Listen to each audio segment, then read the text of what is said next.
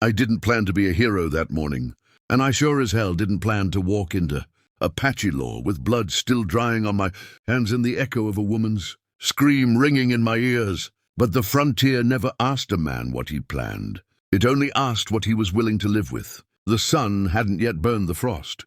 From the pine needles when I heard it, a sharp, animal cry that wasn't quite human and wasn't quite beast. A sound torn from deep inside a chest that had already learned too much pain. I followed it off the trail, past clawed tree bark and churned earth, until I found her there on the forest floor. Breath ragged, teeth clenched, eyes burning with fury and fear. The bear trap had her by the ankle, iron teeth sunk deep, chain buried under dirt and pine needles where she'd tried to crawl free. She wore the marks of mourning, dark paint across her cheeks, a broken necklace, hair braided tight like someone who didn't expect mercy from the world anymore.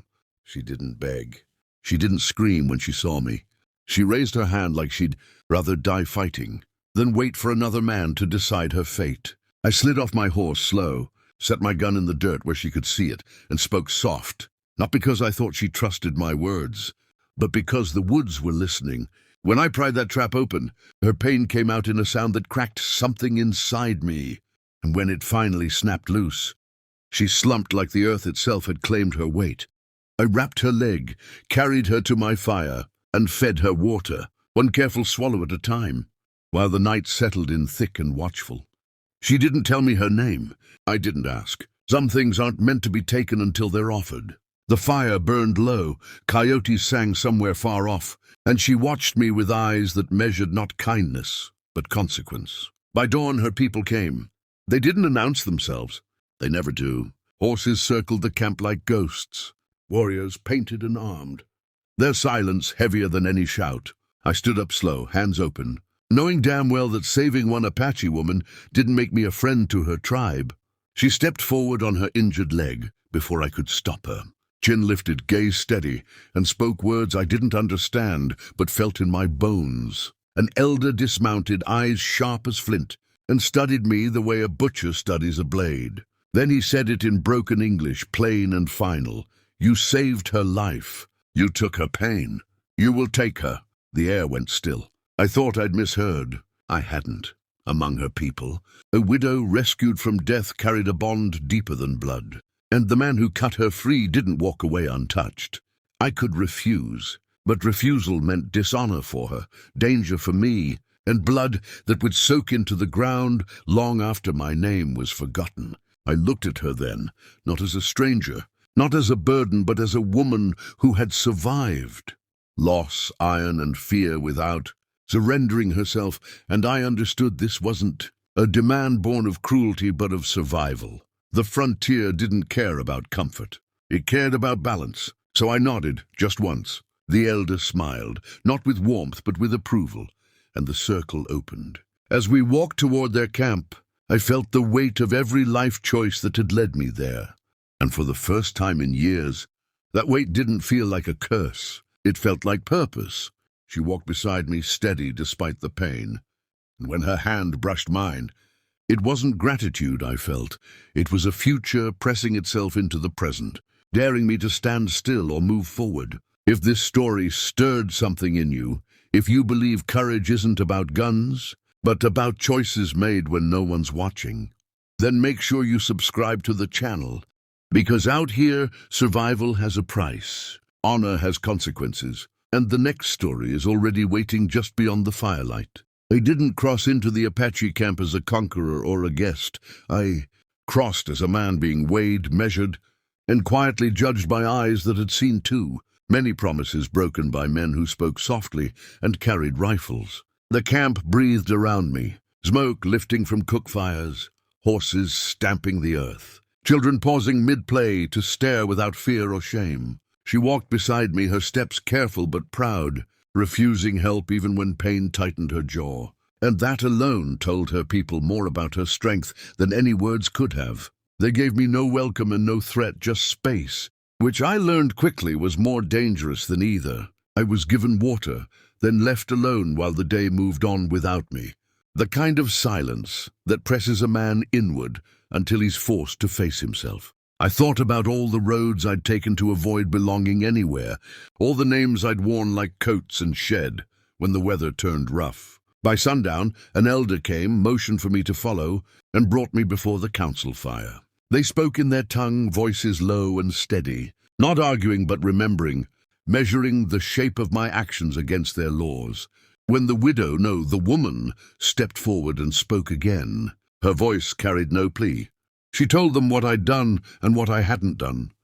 And that truth, stripped of decoration, seemed to matter more than anything else.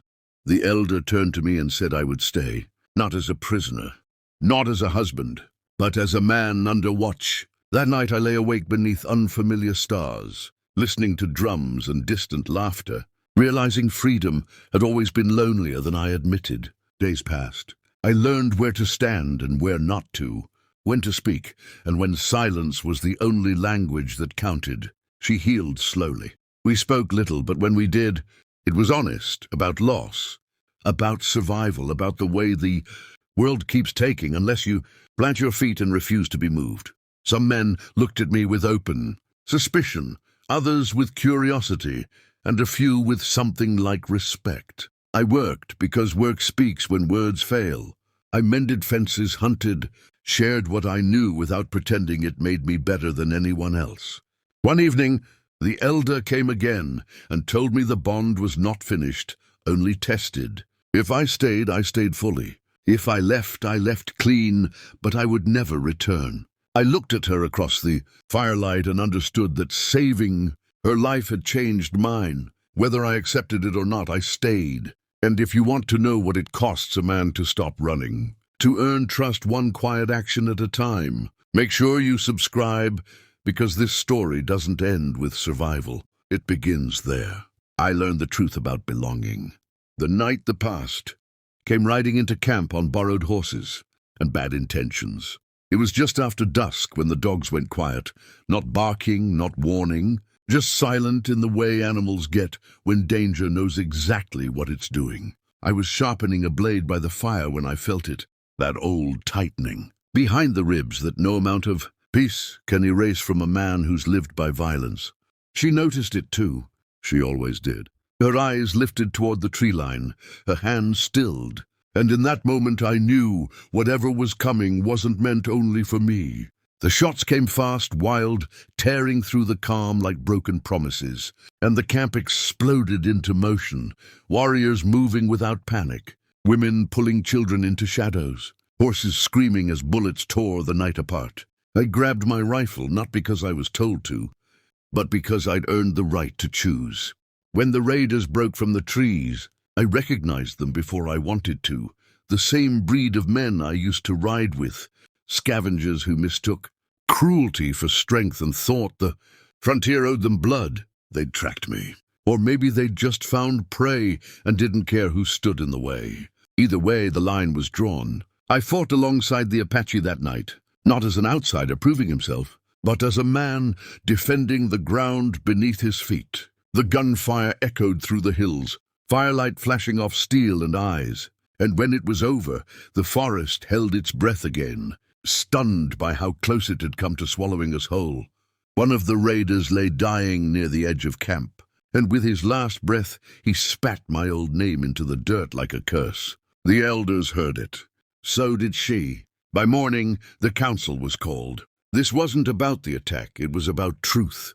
I stood before them stripped of weapons and excuses, and told them who I'd been, the things I'd done, the lives I couldn't give back no matter how hard I worked. I didn't beg. I didn't defend myself. I only said that a man is more than his worst days, if he chooses to be. The silence afterward stretched longer than any sentence. Then she stepped forward. She spoke of the trap, the fire, the work, the way I stayed when leaving would have been easier. She spoke of choice. The elder nodded once, slow and final, and said the past may explain a man, but it does not own him unless he kneels to it. I was given a new name that day, not earned through blood, but through standing still when running would have been simpler. As the sun rose over the camp, she stood beside me, no longer bound by loss. And for the first time I understood that saving her hadn't chained me to a fate. It had freed me to claim one. If you've stayed with this story, if you believe redemption isn't found in miracles but in moments where a man decides who he will be next, then subscribe to the channel, because the frontier is full of men who ran, but legends are made by the ones who stayed.